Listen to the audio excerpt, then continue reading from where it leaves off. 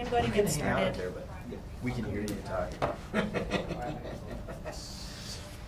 All right, good morning, everybody. My name is Francesca Perdue. I'm the PI over at APD.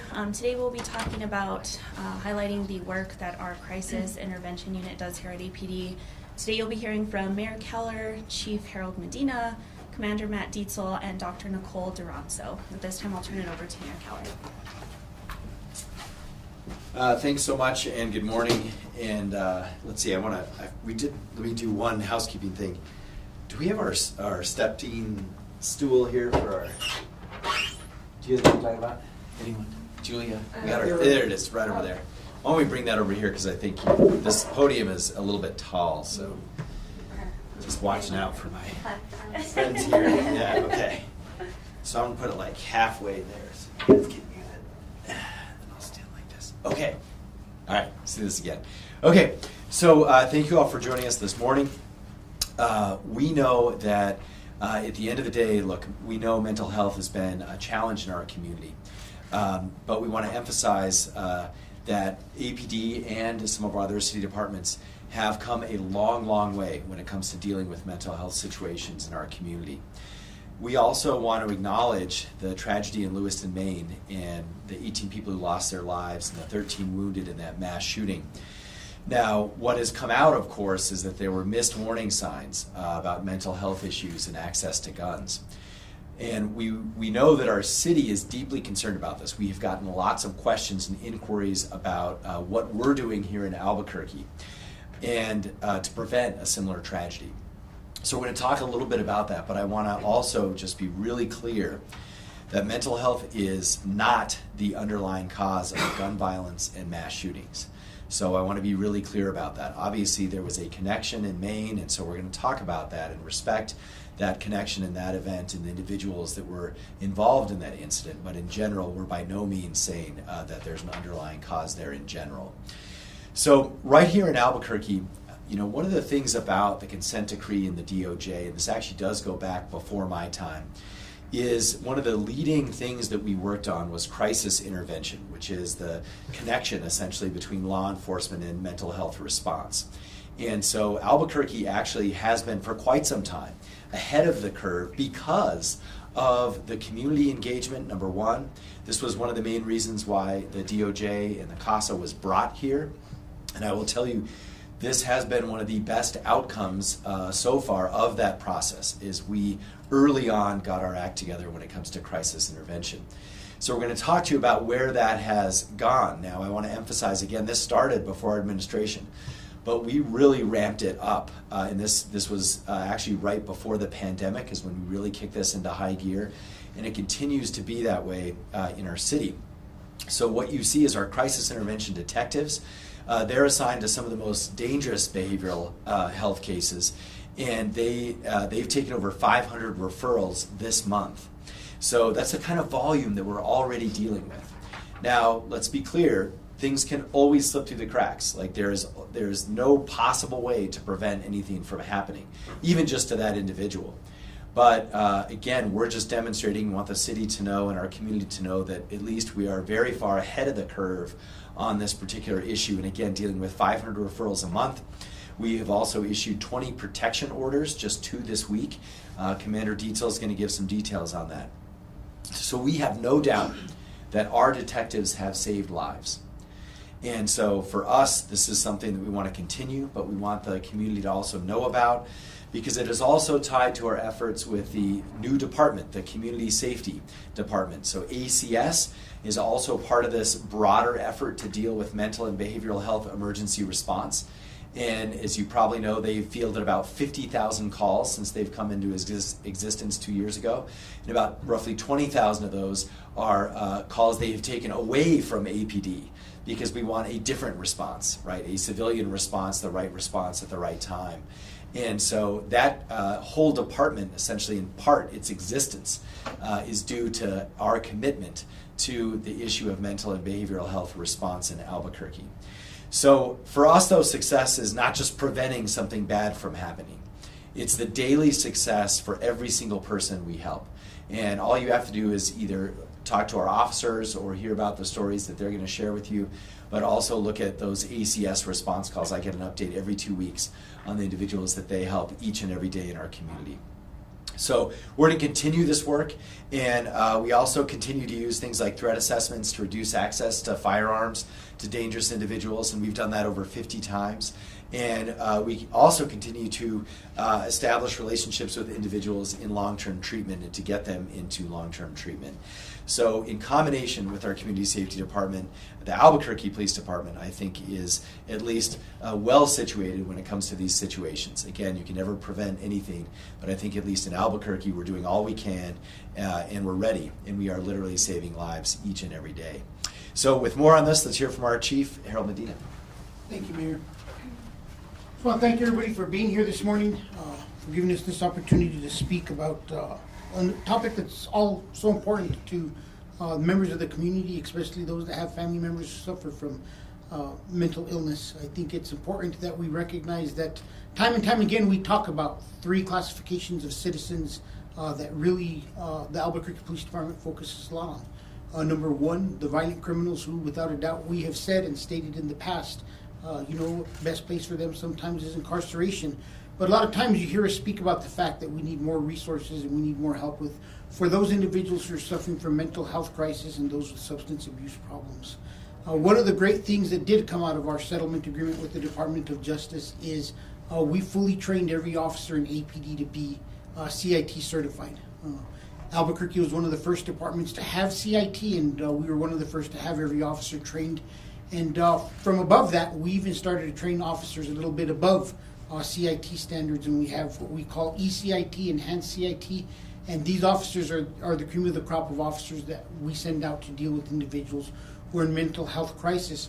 But we've also recognized that the police officer is not always the best tool, and I want to thank Mayor Keller and the administration for having the vision of creating the Community Safety Department and ensuring that there's others that could respond to these types of calls that are better suited, more better trained, and are a good resource for us to use in some of these situations.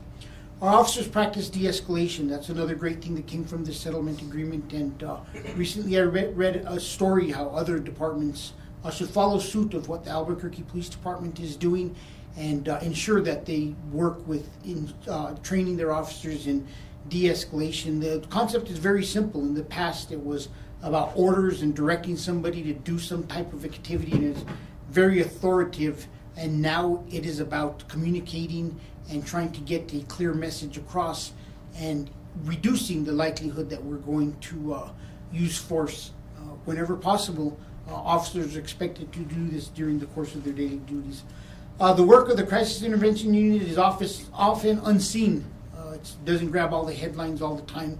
And a lot of their work goes under the radar, but they're a big part of helping to prevent tragedy in the Albuquerque area by being that first contact with individuals who have family members suffering from mental crisis or those that are going through mental crisis.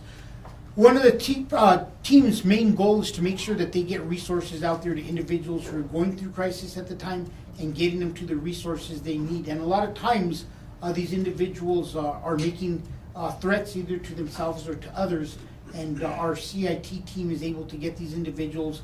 A lot of times they have past relationships with these individuals, established relationships, and they've had communication, and they've already built on the front end that bond of trust with these individuals, and they're very successful at being able to get these individuals to the resources that they need. Like we've stated, not everybody needs to go to jail. Sometimes what is needed is a good process for us to get individuals into the treatment that they need. And I think the City of Albuquerque and the Police Department sit in a very strong position with both our CIT program and with our social services departments that assist us through ACS in making sure that we get help to these individuals. The main goal is to have professionals deal with these individuals, have an established relationship with these individuals who are already able and have already created a level of trust with these individuals, and it not just be the officer who's available to take the next call, knowing there's 5 more holding and they're trying to get through this call as quickly as possible because the next call is holding. The number of people that are diagnosed with mental illness is unknown, but we know that it has a big impact on the amount of calls that we take, and we know that we need to devote specialty resources to this, and that's why the city has chosen to go forward with the programs that it has. Matt Dietzel has worked with CIT, Commander Dietzel, for a number of years, and our CIT portion of the consent decree are in full compliance, and we're waiting to go into being able to self-monitor ourselves and hopefully get those paragraphs dismissed. But CIT has come a long way from when I remember, probably somewhere around 1997. Gene Pettit was a sergeant who was assigned to develop and create some kind of CIT program for the city of Albuquerque and the police department. And if he were to look back at the program there and look at where it's at now, it's nothing but impressive to see how we've grown, the advancements the program has taken, and how proactive we could be in intervening with individuals who may be going through crises that may be a threat to themselves or to others. And with that, I will turn it over to Commander Dietzel. Thank you, Chief. I just want to begin by kind of making note and making it very clear, the people I'm going to talk about today, this is a very small percentage. The national data tells us that people with a mental health diagnosis are far, far more likely to be victimized than to create victims. So I want to get that out there. And we're very lucky in Albuquerque that the majority of those calls involving those low-level mental health concerns are now being diverted away from the police entirely to the Community Safety Department, to ACS. And so there's no police interaction whatsoever. So going back in time a little bit, there was a time period where the only response was police. And so my division at the time was doing a lot of that low-level work. So now that those calls are being diverted to ACS, increasingly we are focusing more on people with violent tendencies, people who may be off their medications, who may be normal, good people most of the time, but just need that little bit of nudge. And nationally, the data also tells us that to prevent a mass tragedy, it's just an intervention. When school shooters happen, when they survive their crime, those interviews always come back to, nobody cared about me, nobody checked on me.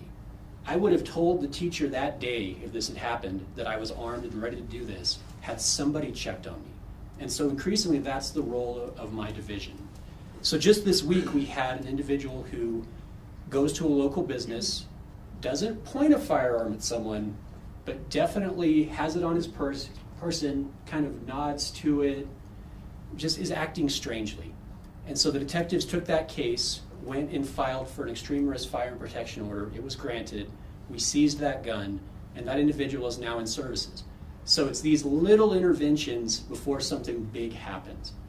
And I want to, before I depart off the stage here, I want to talk a little bit about the importance of, if you have someone in your family who is escalating, who's talking more about using guns and talking more about kind of things that don't really make sense and kind of moving in a violent direction, let someone know. It doesn't have to be the police right away. Get a hold of their primary care doctor. Get a hold of somebody so that intervention can take place before something tragic happens. So please let someone know. Thank you.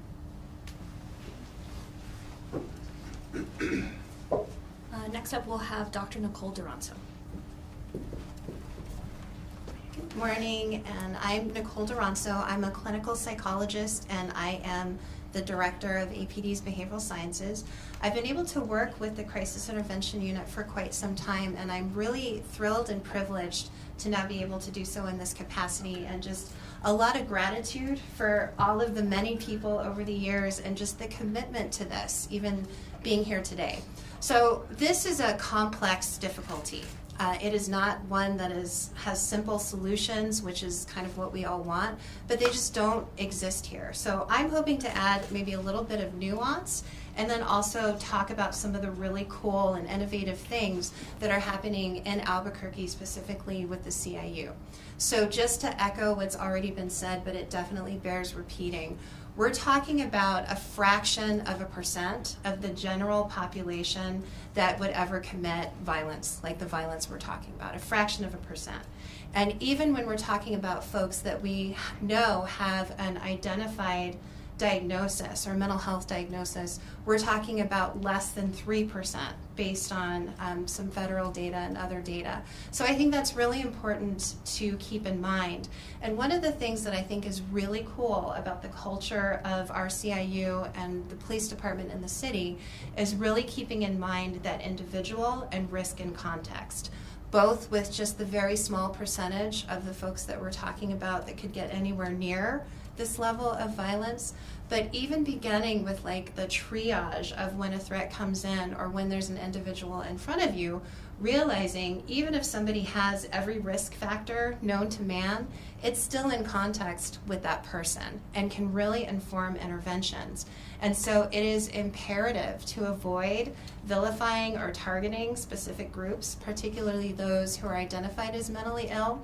One, because it's not accurate, and two, because it can actually misinform interventions that can actually be really good if we do that. So that, I think, just cannot be overemphasized. And so we're talking about, as was mentioned, right, folks who are specially trained, who test to get into this unit, mental health providers who want to be involved, that are really dedicated to this, to taking those, as Commander said, those steps in the moment.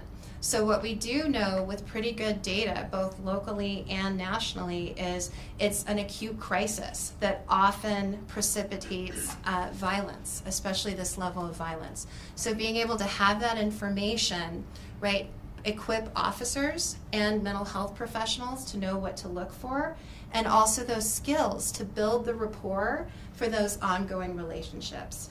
And that's not just with the individuals, but with families, with agencies, with other professionals, with law enforcement of all types, and also just within the community. So I'd really like to highlight some of those enduring relationships that have been built over the years. And that's with UNM, with press, with the VA. So large providers, right, among many that we meet with regularly, that we talk with about specific cases. Before I go further, I also want to mention, right, and this is very dear to me as a practicing clinician, the other model that we really recognize and honor is that confidentiality of the individual. So we want to avoid stigma. We also want to avoid increasing barriers. We want to reduce barriers. So we want folks to know that we honor, of course, and the providers who work with us honor that confidentiality. So with very few exceptions that tend to be well known around imminent risk or abuse of a child or elder or vulnerable adult, that is confidential. And what is really cool with those partnerships, and I've been able to be involved in this on both sides, is you can often get someone who's in an acute crisis that actually acknowledges, in particular CIU detectives or other individuals, as part of their treatment team. And that is really cool to say, how do I know when I need to be the one to call, right? Or my mom needs to be the one to call.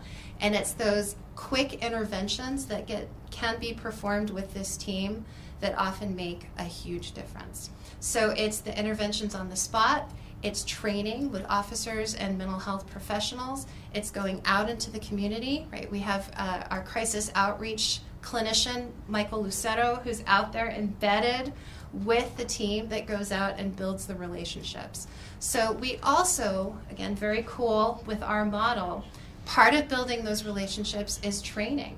So training of psychiatry residents through UNM, psychology fellows, getting folks involved in a true community mental health and psychiatry model that really does help connect folks with services, build those anchors and those connections and those protective factors that keep people, right, from saying, no one cared about me, nobody asked, nobody thought about this. All of that is baked into the cake. So it's a really great model that I'm privileged to be a part of.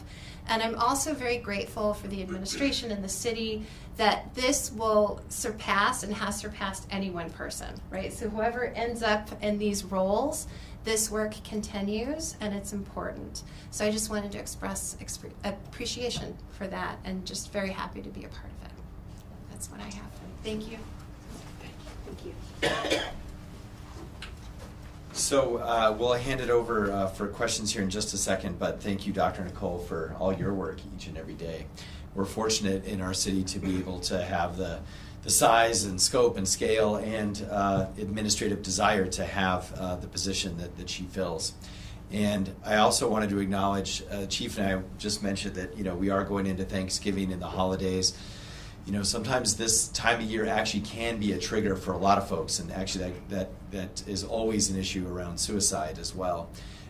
So we're just asking folks to be aware, even during those family times. And if you have any questions or concerns, to reach out to 242 COPS is probably the best thing you can do. And the last thing I'd say, I think we all, if you reflect back on your own families, most of us have individuals in one category or another somewhere in our families, and that goes for my family absolutely as well.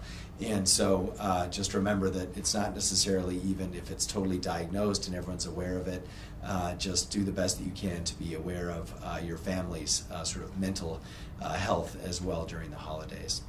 Okay, so with that, Francesca.